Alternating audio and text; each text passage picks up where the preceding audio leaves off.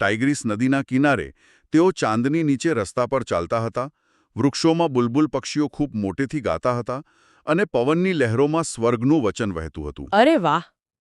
એટલે આ માત્ર એક કુદરતી દૃશ્યનું વર્ણન નથી. ટાઇગ્રીસ નદી એ માનવ સંસ્કૃતિના પારણા સમાન છે. બરાબર. હજારો વર્ષોનો ઇતિહાસ ત્યાં રચાયો છે. હા, અને મધરાતનો સમય એ અંધકારનું એટલે કે માનવજાતની અજ્ઞાનતાનું અને એક લાંબી પ્રતીક્ષાનું પ્રતીક છે. ઓહ, એટલે રાત એ પ્રતીક્ષા દર્શાવે છે. બિલકુલ. અને એ અંધકારમાં બુલબુલનું મોટેથી ગાવું એ ખૂબ જ સૂચક છે.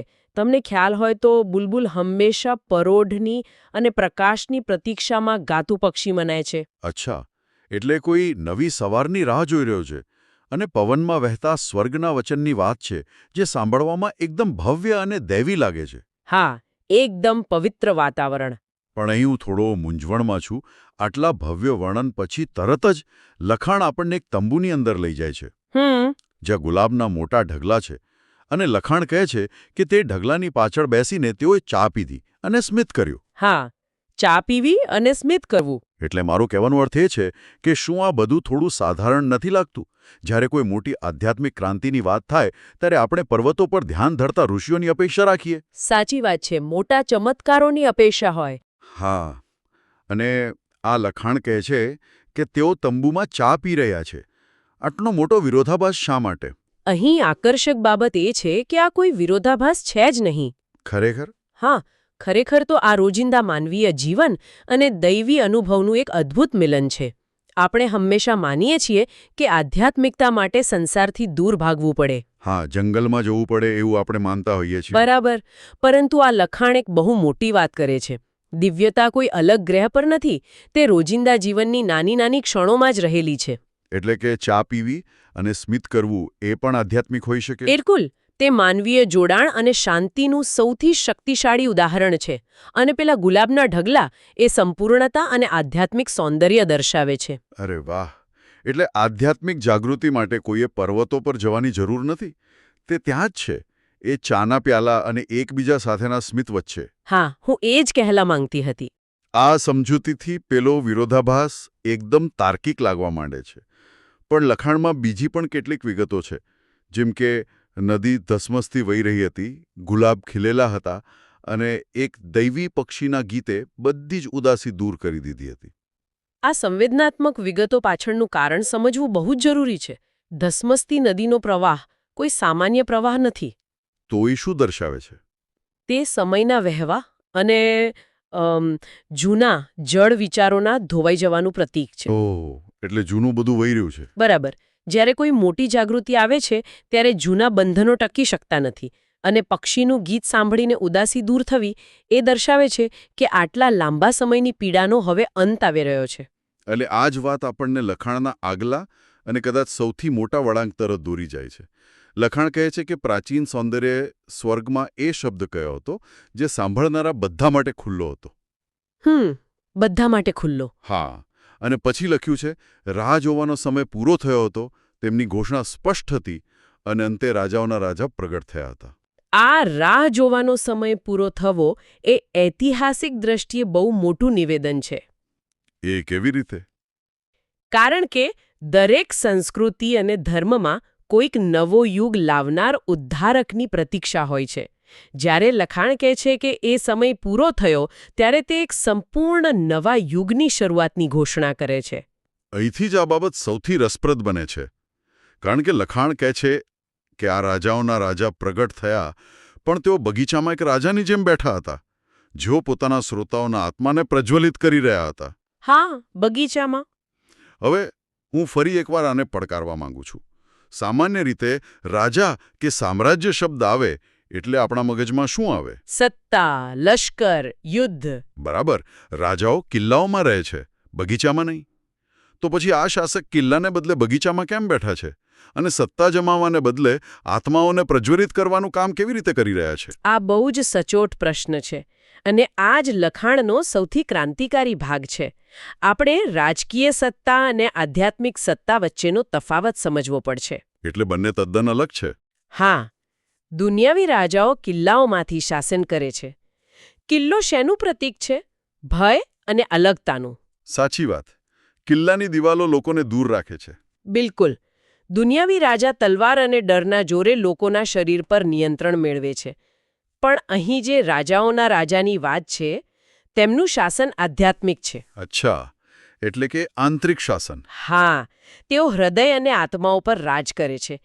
અને હૃદય પર રાજ કરવા માટે કોઈ સેનાની જરૂર નથી હોતી. આ મુદ્દાને વધુ સરળતાથી સમજવા માટે આપણે એક સાદ્રશ્ય લઈએ, એટલે કે એક ઉદાહરણ લઈએ. હા, ચોક્કસ. આ કંઈક અંશે એક સત્તાવાર બોસ અને એક પ્રેરણાદાયક મેન્ટર વચ્ચેના તફાવત જેવું છે. અરે વાહ, બહુ સરસ ઉદાહરણ છે. જો બોસ પાસે શક્તિ હોય છે અને તે કડક નિયમોથી કામ કરાવે છે, લોકો ડરથી તેનું માને છે. પણ એક મેન્ટર કોઈ બળજબરી નથી કરતો. તે વ્યક્તિને અંદરથી પ્રેરિત કરે છે. બરાબર, એ જ રીતે આધ્યાત્મિક શાસક બળજબરીથી કાયદાઓ નથી લાદતા. તેઓ આત્માઓને પ્રજ્વલિત કરે છે. એટલે અંદરથી જાગૃત કરે છે. હા, જ્યારે આત્મા પ્રજ્વલિત થાય ત્યારે અંદર રહેલો પ્રેમ આપોઆપ બહાર આવે છે. અને આ જ કારણ છે કે તેઓ કિલ્લામાં નહીં પણ બગીચામાં બેઠા છે. બગીચો એ પ્રકૃતિ અને વિકાસનું પ્રતીક છે. બિલકુલ. બગીચામાં ફૂલો પોતાની મેળે ખીલે છે. તેમના પર કોઈ દબાણ નથી હોતું. આ બગીચો એ નવી આધ્યાત્મિક જાગૃતિનું મૂર્ત સ્વરૂપ છે. અને નોંધો કે તેમનો સંદેશ બધા માટે ખુલ્લો હતો. એટલે કોઈ ભેદભાવ વગર. પણ જો આ આંતરિક અને બગીચા સુધી સીમિત રહેલી જાગૃતિ લાંબો સમય ત્યાં જ રોકાઈ શકે નહીં. સાચું પરિવર્તન ત્યારે જ આવે જ્યારે આ પ્રકાશ વૈશ્વિક સ્તરે ફેલાય. સાચી વાત છે. કદાચ આ જ કારણ છે કે હવે લખાણ સીધું જ એક ભવ્ય વૈશ્વિક દૃશ્ય તરફ વળે છે. લખાણ કહે છે કે અમે વિશ્રામના ભવ્ય ગુલાબ બગીચામાંથી આવતા તેજસ્વી પરોળના પ્રકાશનું સ્વાગત કરીએ છીએ. અને પછી પેલા ઉત્સવની વાત આવે છે. હા, અરે આનંદના 12 દિવસો જે પ્રકાશી રહ્યા છે. આ એક એવો ઉત્સવ છે જે આખી દુનિયાને નવી બનાવી રહ્યો છે. વચન આપવામાં આવેલ વ્યક્તિ અંતે અહીં છે, જે એકતાના દૃષ્ટિકોણને સ્પષ્ટ કરી રહ્યા છે. આ પરોઢનો પ્રકાશ એ અજ્ઞાનતાના અંધકારનો કાયમી અંત છે. અને આ આનંદના 12 દિવસો બહુ જ સૂચક છે. કેવી રીતે? 12 દિવસ શા માટે? કારણ કે આ કોઈ એક જ ક્ષણનો ચમત્કાર નથી. 12 દિવસનો સમયગાળો એક પ્રક્રિયા દર્શાવે છે. જેમ સૂર્ય ઉગે ત્યારે અંધકાર ધીમે ધીમે દૂર થાય છે ને, તેવી જ રીતે આ નવી આધ્યાત્મિક જાગૃતિ ધીમે ધીમે આખી દુનિયામાં વ્યાપી રહી છે. તો આ બધાનો અર્થ શું છે? જો હું આખી સફરને એક ચિત્રમાં મૂકવાનો પ્રયાસ કરું, તો આ એવું છે કે જાણે પેલી મધરાતે એ ગુલાબના બગીચામાં એક નાનકડું બીજ અત્યંત શાંતિથી રોપવામાં આવ્યું હતું. બહુ સુંદર વિચાર છે. કોઈને ખબર પણ ન હતી. પણ હવે એ આનંદના 12 દિવસોમાં એ બીજ અચાનક આખી દુનિયામાં એકસાથે ફૂટી નીકળ્યું છે અને એક વિશાળ જંગલ બની ગયું છે. બિલકુલ. લખાણ પણ એ જ કહે છે કે તેઓ દરેક માટે એક સંદેશની ઘોષણા કરી રહ્યા હતા અને આખી દુનિયાને આ દિવ્ય હાકલનો જવાબ આપવા માટે આમંત્રણ આપવામાં આવ્યું છે. અને આ હાકલનો જવાબ આપવો એ આ લખાણનો સૌથી સક્રિય ભાગ છે. એટલે કે એક્શન લેવાનો સમય. હા, અત્યાર સુધી બધું જ કાવ્યાત્મક અને આધ્યાત્મિક રીતે થતું હતું. પણ હવે માનવજાતની ભાગીદારીની વાત આવે છે. બરાબર. લખાણમાં આગળ છે કે દરેક દૂરના દેશમાંથી એક સામૂહિક અવાજ ઉઠી રહ્યો છે કે અમે હૃદય અને હાથથી સામ્રાજ્યનું નિર્માણ કરી રહ્યા છીએ. પ્રકાશમાં એકતાનો ધ્વજ ચમકી રહ્યો છે અને આખી દુનિયા એક સાથે ખૂબ જ તેજસ્વી દ્રષ્ટિકોણ સાથે ઊભી છે. હા, હૃદય અને હાથથી નિર્માણ આ બહુ જ પાવરફુલ વાક્ય છે. મને આ હૃદય અને હાથથી નિર્માણવાળા વાક્યો પર થોડી ચર્ચા કરવી છે. ચોક્કસ, કહો ને. જો આ બધું દૈવી પ્રેરણાથી થતું હોય, જો સ્વર્ગમાંથી શબ્દ બોલાયો હોય અને રાજાઓના રાજા આવી ગયા હોય, તો પછી સામાન્ય લોકોએ શા માટે પોતાના હાથથી મહેનત કરવાની છે? સારો પ્રશ્ન છે. ઘણીવાર લોકો એવું માનતા હોય છે કે ભગવાન બધું આપોઆપ ઠીક કરી દેશે, આપણે બસ પ્રાર્થના કરવાની છે. તો અહીં નિર્માણ કરવાની વાત કેમ આવે છે? જો આપણે આને મોટા ચિત્ર સાથે જોડીએ ને, તો આ પ્રશ્નનો જવાબ એ છે કે સાચી આધ્યાત્મિકતા ક્યારેય નિષ્ક્રિય હોતી નથી. એટલે કે માત્ર બેસી રહેવાનું નથી. બિલકુલ નહીં. હૃદય અને હાથથી નિર્માણ કરવું એ સમજાવે છે કે દૈવી શક્તિ આપણને પ્રેરણા અને ઉર્જા આપી શકે છે, પણ વાસ્તવિક દુનિયામાં કામ તો માણસે જ કરવું પડે છે. એટલે કે નકશો તૈયાર મળી ગયો છે, પણ ઇમારત ચણવા માટે તો આપણે ઈંટો ઉપાડવી જ પડશે. એકદમ સાચું. અહીં હૃદય એટલે શુદ્ધ ભાવના, પ્રેમ અને પેલો એકતાનો દૃષ્ટિકોણ. જો માત્ર હૃદય હોય પણ હાથ ન હોય તો તે માત્ર એક સારો વિચાર બનીને રહી જશે. હા, ખાલી વિચારોથી દુનિયા નથી બદલાતી. અને બીજી તરફ હાથ એટલે સક્રિય ભાગીદારી અને મહેનત. જો માત્ર હાથ કામ કરતા હોય પણ હૃદય ન હોય તો એ કામ યંત્રવત બની જાય છે. એમાં કોઈ જીવ નથી હોતો. સાચી વાત. દૂરના દેશોમાંથી આવતો આ સામૂહિક અવાજ દર્શાવે છે કે આ વૈશ્વિક એકતા લાવવા માટે દુનિયાના તમામ લોકોની મહેનત અને સાચી ભાવના એમ બંનેની સમાન જરૂર છે. આખી દુનિયા તેજસ્વી દ્રષ્ટિકોણ સાથે એક સાથે ઊભી છે. માત્ર પ્રેક્ષક બનીને નહીં, પણ નિર્માતા બનીને. આ સમજણ ખરેખર શક્તિશાળી છે. હા, તે દરેક વ્યક્તિને એક મોટું મૂલ્ય આપે છે. તે થાય છે. હા, શરૂઆતની પંક્તિઓ. લખાણ કહે છે, નદી ધસમસતી વહી રહી હતી, ગુલાબ ખીલેલા હતા અને એક દૈવી પક્ષીના ગીતે બધી જ ઉદાસી દૂર કરી દીધી. રાહ જોવાનો સમય પૂરો થયો હતો. તેમની ઘોષણા સ્પષ્ટ હતી. અંતે રાજાઓના રાજા પ્રગટ થયા હતા. અદ્ભુત. અમે ભવ્ય ગુલાબના બગીચામાંથી આવતા તેજસ્વી પરોળના પ્રકાશનું સ્વાગત કરીએ છીએ. આનંદના 12 દિવસો જે પ્રકાશી રહ્યા છે, એક ઉત્સવ જે આખી દુનિયાને નવી બનાવી રહ્યો છે. વચન આપવામાં આવેલ વ્યક્તિ અંતે અહીં છે, જે એકતાના દૃષ્ટિકોણને સંપૂર્ણપણે સ્પષ્ટ કરી રહ્યા છે. આ પુનરાવર્તન કાવ્યશાસ્ત્રમાં બહુ મહત્વનું સાધન છે. એ શું દર્શાવે છે?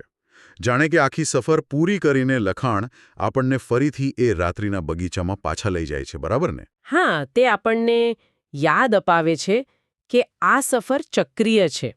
ભલે આજે આપણે એક વૈશ્વિક આંદોલનની વાત કરી રહ્યા હોઈએ, ભલે લાખો લોકો હાથથી સામ્રાજ્ય બનાવી રહ્યા હોય, પણ આ બધાનો મૂળ સ્ત્રોત પેલો નાનકડો શાંત ગુલાબનો બગીચો જ છે. અચ્છા, એટલે આપણે આપણા મૂળિયા ભૂલવાના નથી. બિલકુલ. આપણે કેટલા પણ આગળ વધીએ, આપણા મૂળિયા એ આંતરિક શાંતિ અને દૈવી પ્રેરણા સાથે જોડાયેલા રહેવા જોઈએ. આજના આ ગહન અભ્યાસમાં આપણે ખરેખર એક અદ્ભુત યાત્રાનો અનુભવ કર્યો. આપણે શરૂઆત કરી હતી પેલી ટાઇગ્રીસ નદીના કિનારે, એ ચાંદની રાતની શાંતિથી.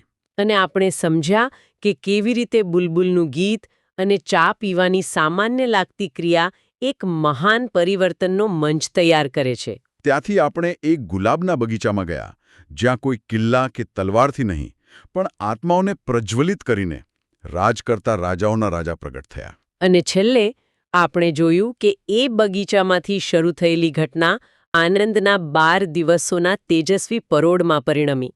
તેણે સંપૂર્ણ વિશ્વને એકતાના દૃષ્ટિકોણ સાથે જોડી દીધું. આ લખાણ માત્ર એક ઐતિહાસિક રૂપક નથી. આ માનવતાના સકારાત્મક ભવિષ્યનો એક નકશો છે. આજના આધુનિક સમયમાં, જ્યાં આપણે માહિતીના અતિરેક વચ્ચે જીવીએ છીએ અને રોજ સમાચારોમાં સંઘર્ષો અને ભેદભાવો જોઈએ છીએ, ત્યાં આ લખાણ અત્યંત પ્રાસંગિક છે. હા, તે આપણને એક નક્કર આશા આપે છે. એકતાનો ધ્વજ અને સાથે મળીને હૃદય અને હાથથી નિર્માણ કરવાનો આ સંદેશ આપણને યાદ અપાવે છે કે નવું વિશ્વ કોઈ જાદુથી નહીં બને, તે સામૂહિક પ્રયાસોથી જ શક્ય બનશે. બિલકુલ.